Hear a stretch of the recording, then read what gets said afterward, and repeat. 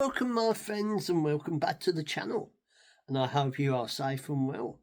Well, today's little chat, get myself over a bit, is about a British Prime Minister. What is a legend from the Second World War, and he's one of Britain's greats. And I've got a little booklet about him, and the chap. Well, the person I'm talking about is Mr. Churchill, Mr. Winston Churchill. And this is like a book about Churchill and the Right Honourable Winston S. Churchill, OM CHPM,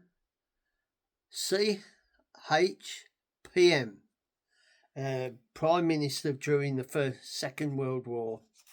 And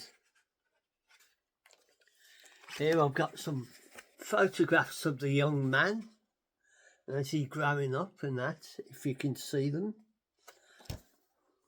and how he changed things in the Second World War and helped us to defeat the Germans and that. I am a child of the House of Commons. I brought up in my father's house to believe in democracy, the truth, the people was his message. In my country, as in your public man, are proud to be a servant of the state and would be ashamed to be its master. So that's a comment, a speech to the American Congress in 1941. And here's some more photographs, if you can see them, as I pan round, of the great man.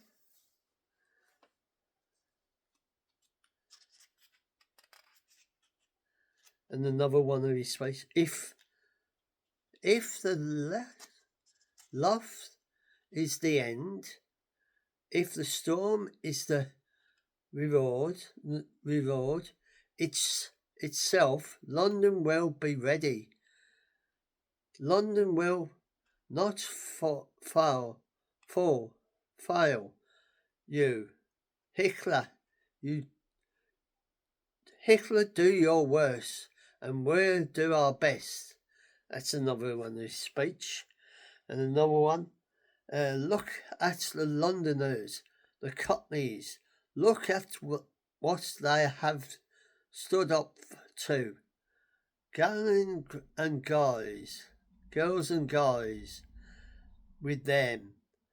We can take it, and their wartime mood of what is going and good enough for anybody is good enough for us. That's another speech.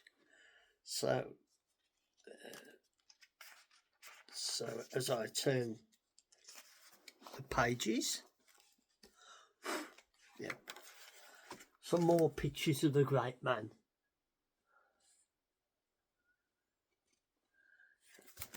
And this next speech is, we mean to hold our own.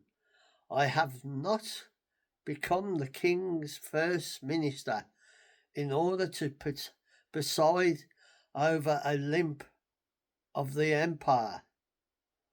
And then another speech of him, you can see him, if you can see that, him looking at one of his speeches and that.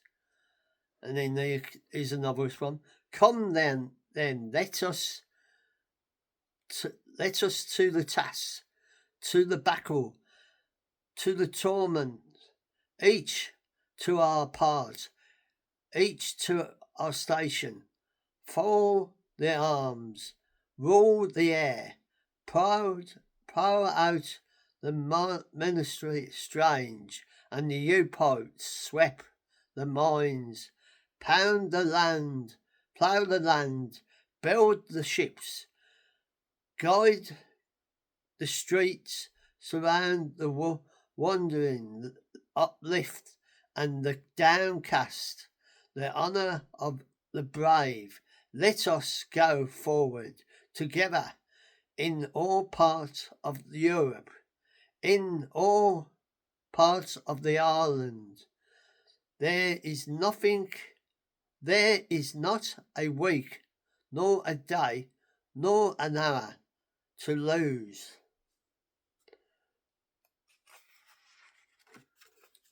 And some more pictures of the great man as I'm going through this book.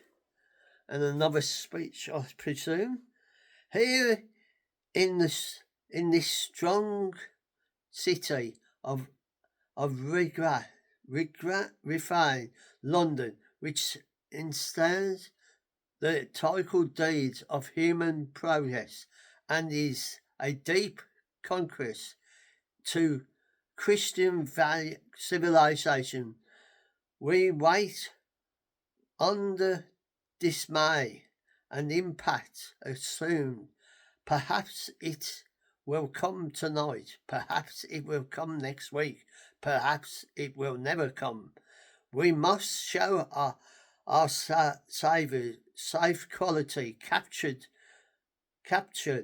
of meeting the substance fires shakes, or what is perhaps the hardest test of the profile, but to be ordinarily shaped, or long, or both, we shall seek no term, we shall tolerate no parties, we may show merriment, we shall ask for none. And there he is with some commanders and that during the war days and going. So here's a picture of him saying one of his speeches and that. And as I'm going through the book, showing you, I hope the camera's picking up these photos of the great man.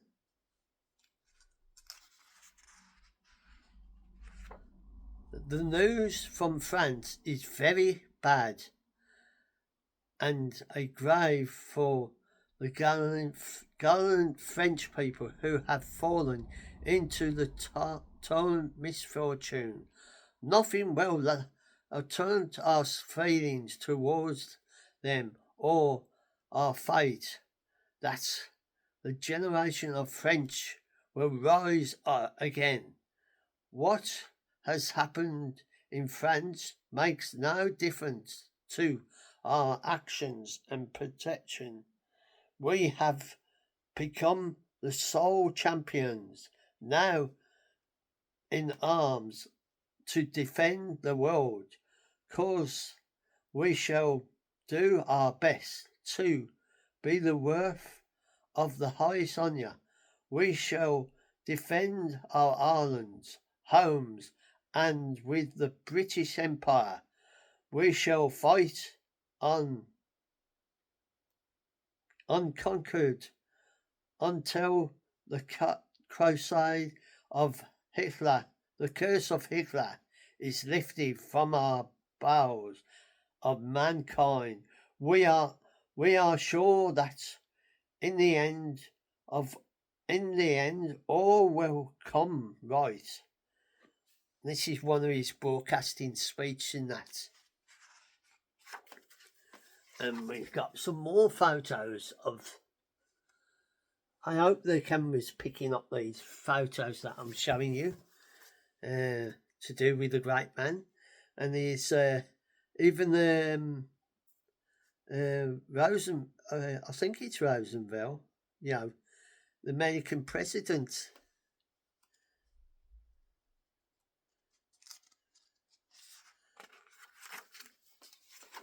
And there's some more pictures of him, and even Stalin with him. So here's another speech. We shall fly. We're not flying or fighting. We shall go on to the end. We shall fight in France. We shall fight on the seas and oceans. We shall fight with growing confidence and growing strength in the air.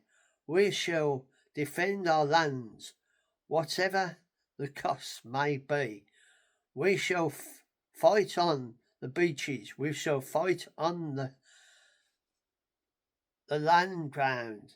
We shall fight in the fields and in the streets. We shall fight in the hills. We shall never surrender.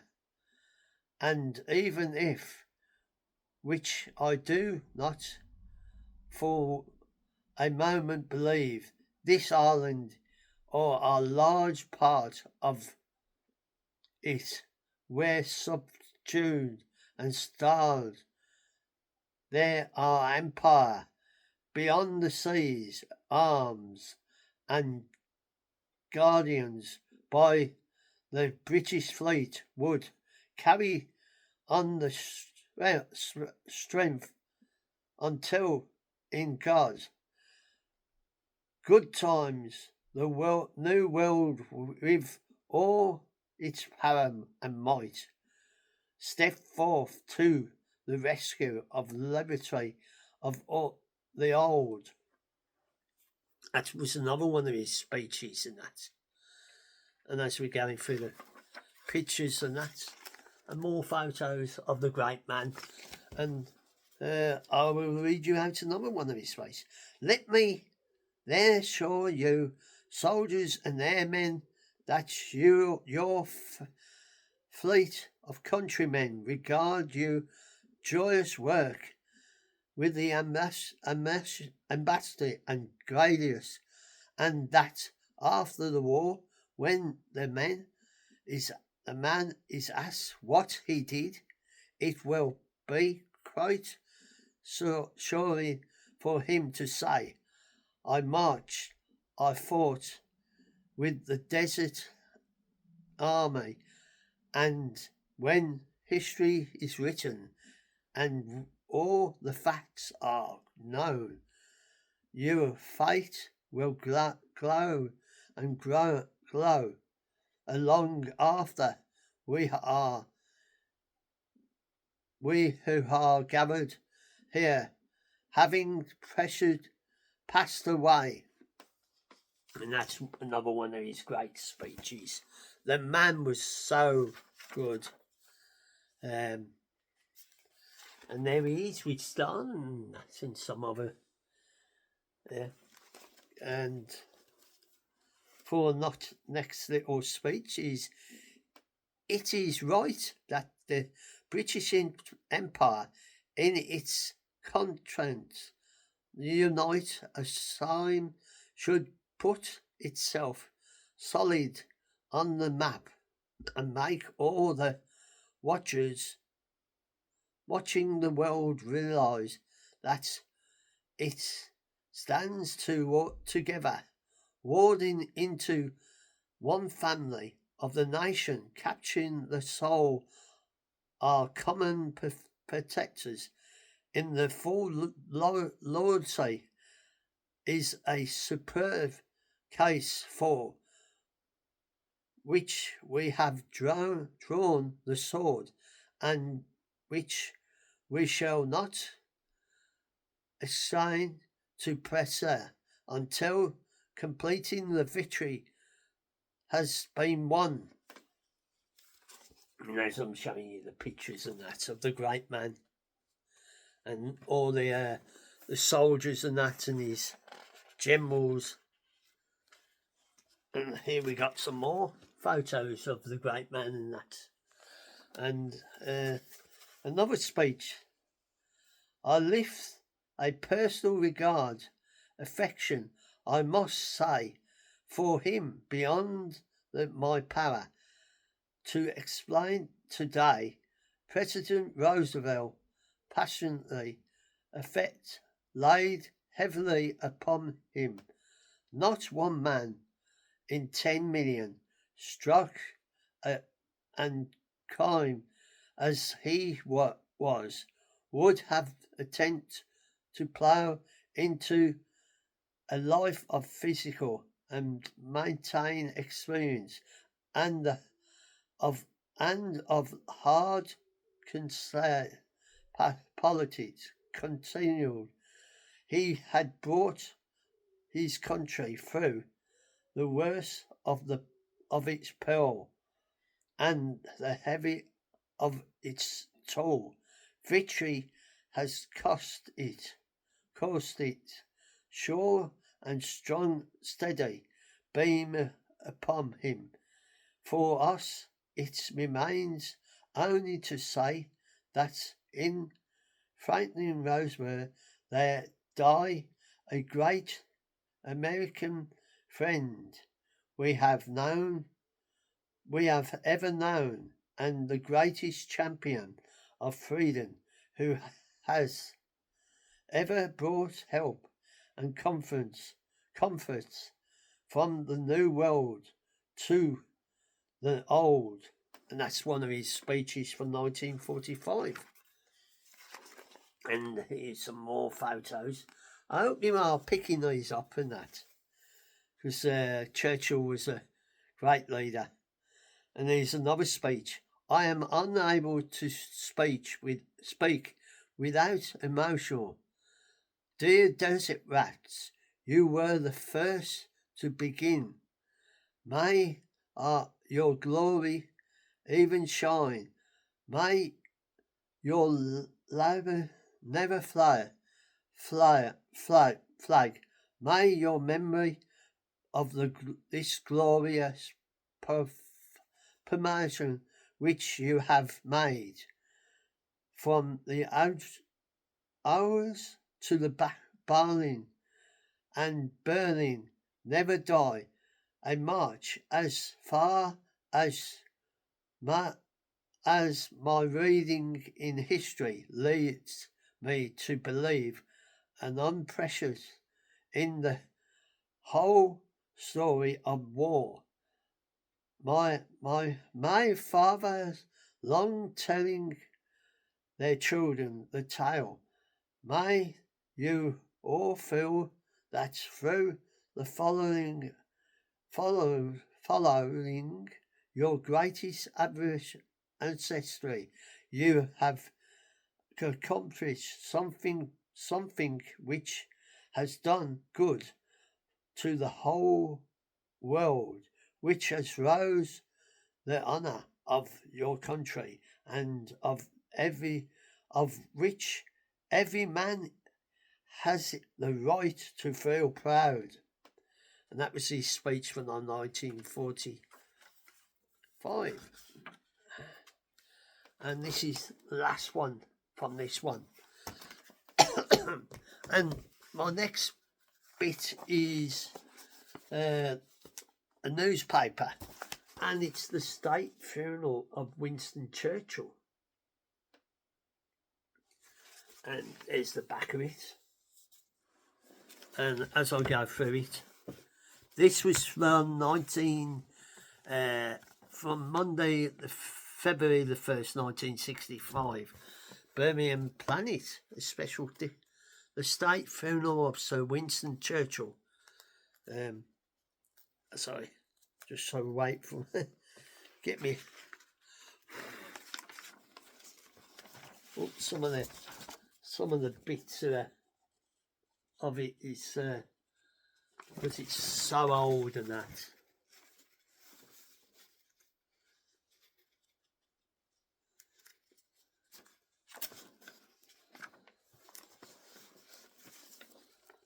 And all the people there. Louis Mountbatten in one of the that chap there is Louis Mountbatten.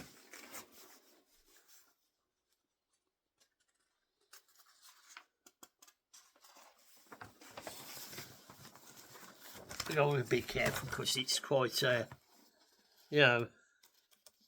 delicate, this piece of paper.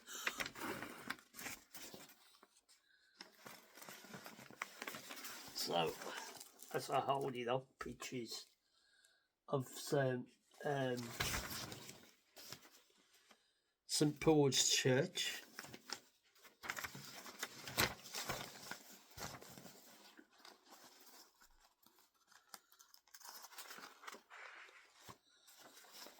And there's everybody there in the church and that.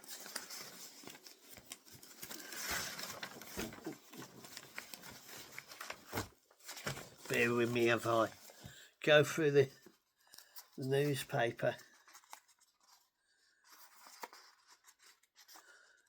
Heads bowed people from all nations, part of the 3,000 who attended Winston Churchill's funeral service at St Paul's Cathedral, knelt in silence.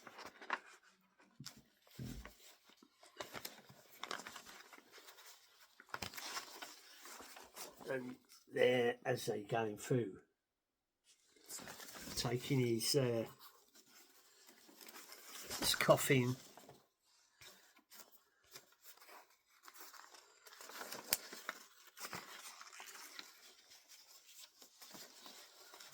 and in the middle you can see the royal family, the Queen and Prince Philip,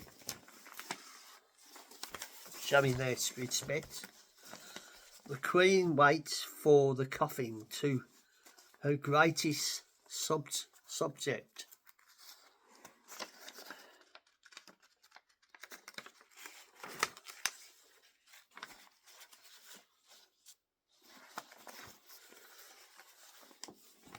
And there's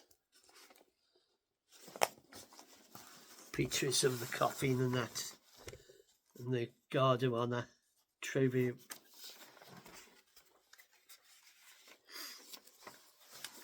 And there they are, taking it up to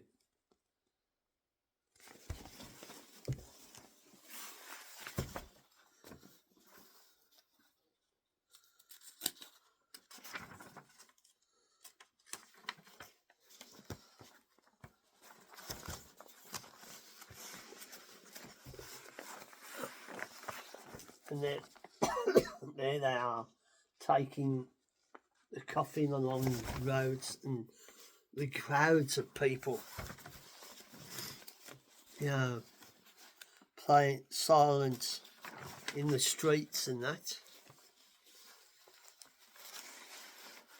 You have to bear with me while I be careful picking it up, trying to show you the pictures. Hope you're getting a good view of this.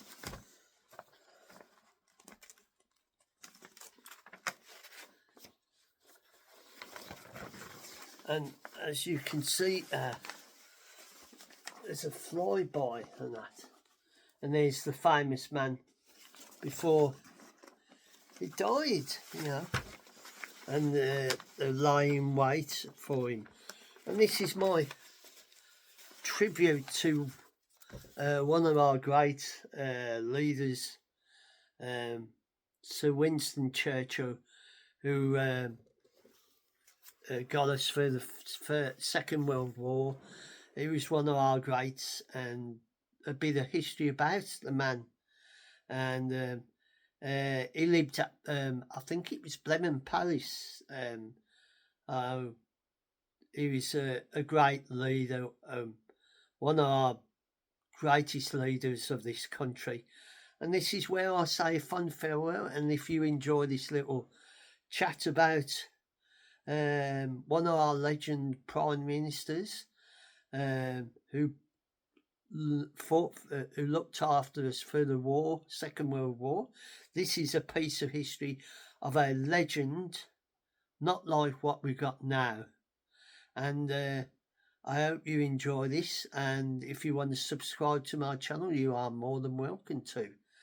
And I'll bid you a fond farewell for now, and take care.